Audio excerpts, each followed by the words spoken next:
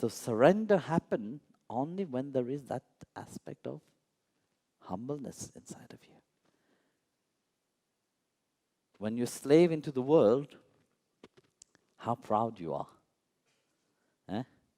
You're in a great argumentative way. No? You like to prove yourself. You like to be heard. Yes or no? You like to argue about your ideas. But on the spiritual path, you become wise. Because in argument, it don't lead you anywhere. You know that very well. Huh? Yes or no? Probably you are expert in that, huh? A lot.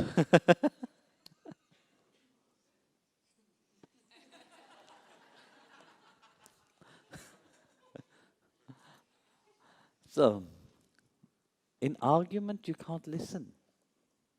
And you can't surrender. That's why I talk about the mindset being transformed.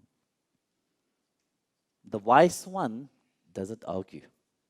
Those which is wise, they utilize argument as a play. They don't go into it. Because in argument, there's a lot of emotions which uproll itself. So how? Then you have two kind of people, you know. So the worldly people will tell you, argument hurt. Please, don't do any things which will hurt. Yes or no? But that kind of hurting means I, my. Whereas, in a spiritual sense, the wise one will tell you, don't argue because you are hurting your own self. In reality, you are not hurting anybody, you're hurting your own self. So what is that point of surrendering into that? You see, we talk always about surrendering, you know. But that act of surrendering, like I said, you must become wise. And becoming wise means for you to truly surrender to the Master's feet, you have to forget about yourself. Because if you put yourself first, you will be in an argumentative aspect. Which means also towards yourself. You know, the mind will argue with you. Then surrender becomes very difficult. So it's a process, you know, of transforming that mind. It's a process of humbling that mind, where you don't exist, which means you exist in your true aspect, because you don't know who you are. No? Who are you? The Gita Bhagavan Krishna asks Arjun, who are you? This is a big question which everybody asks. No? He don't ask you to live your life, you know. He don't ask you to let go of all your wealth. He don't ask you to stop working. He don't ask you to stop your relationship. He don't ask you for anything.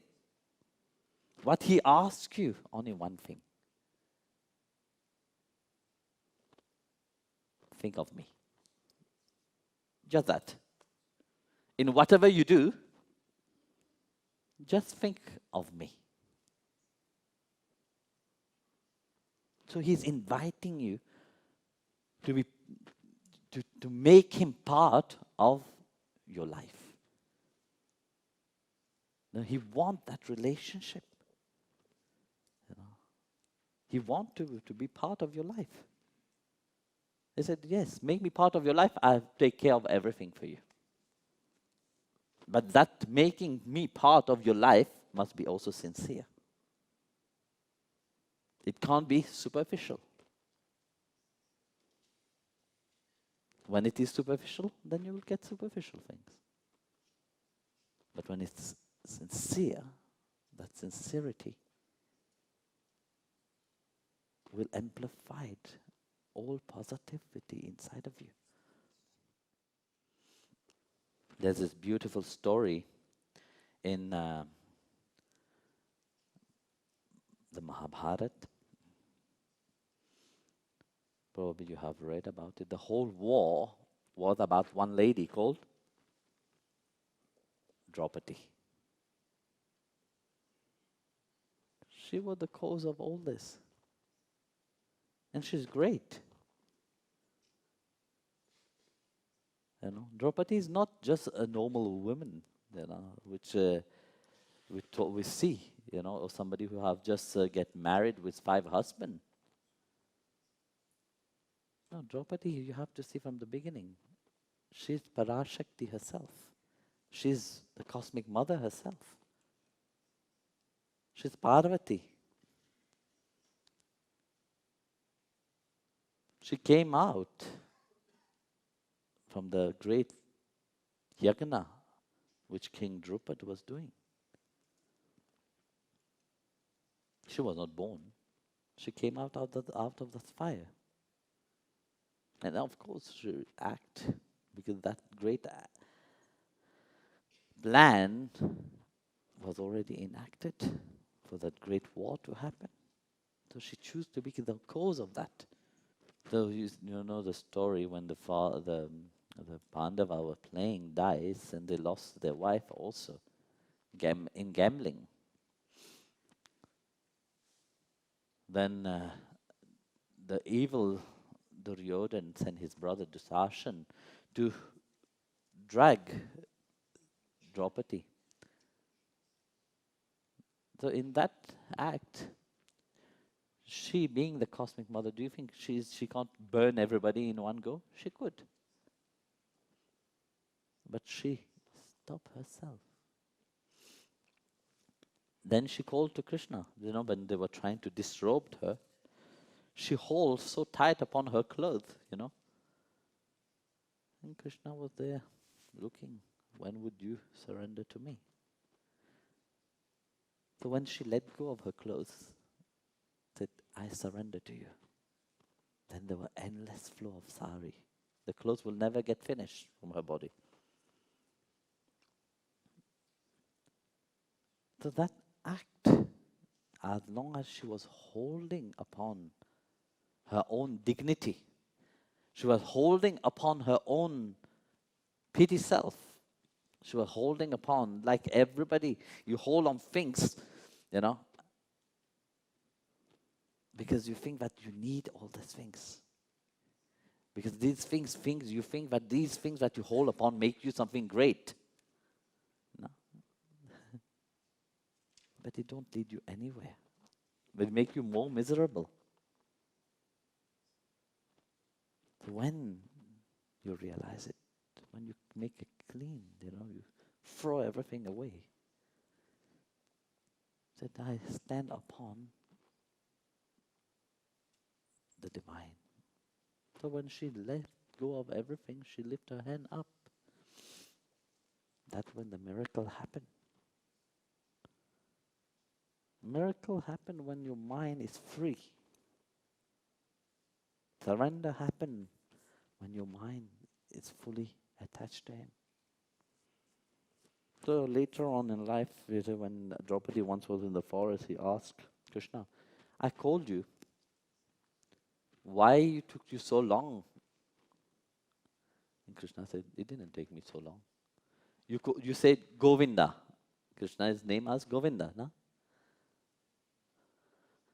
The moment you have said go, I left my palace. When I was on the way, I was there. Govinda. But when I came, you were holding so much on your things, on your sari, on your own strength, on your own power, that I could not do anything. But only when you let go, then I could take over. Antaryami is inside of everyone.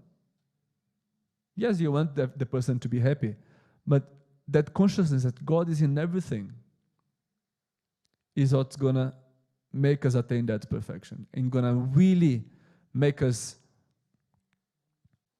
always ready to serve. That's what Guruji has said. We should be able to see. You know the story of Saint Namdev, Saint Namdev? Yeah, how Namdev received his guru via Dhyaneshwar's grace. Saint Namdev was seeing Vithala every day. You know? Namdev would go to the temple, he's here, and he would go to the temple and see Saint Namdev and talk to, and see Vithala and talk to Vithala.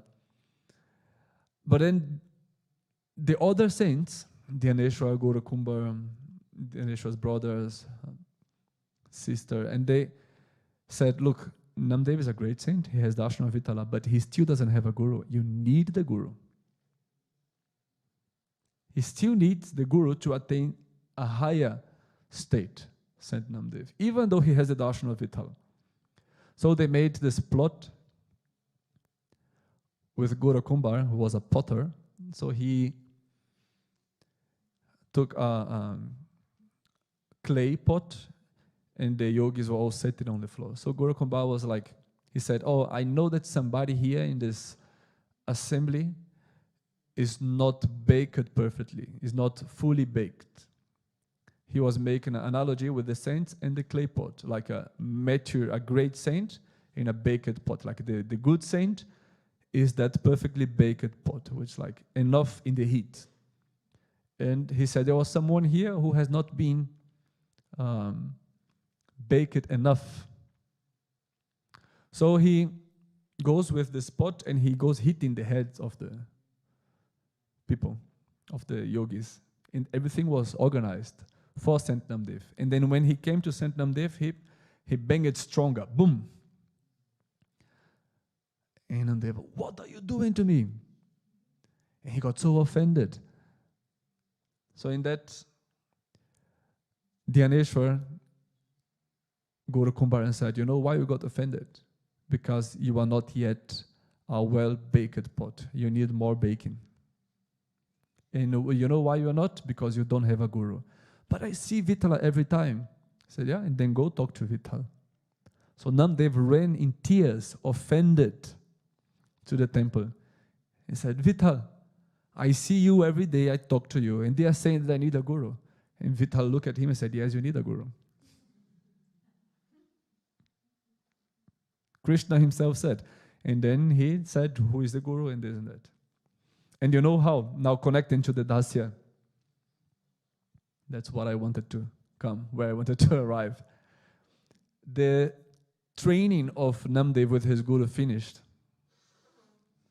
when a beautiful episode happened, where Namdev was eating some Indian bread, some chapati, naan, don't know what bread they were eating. You know, this very nice Indian fresh breads. He had his, and they have some butter, some makhan on the side.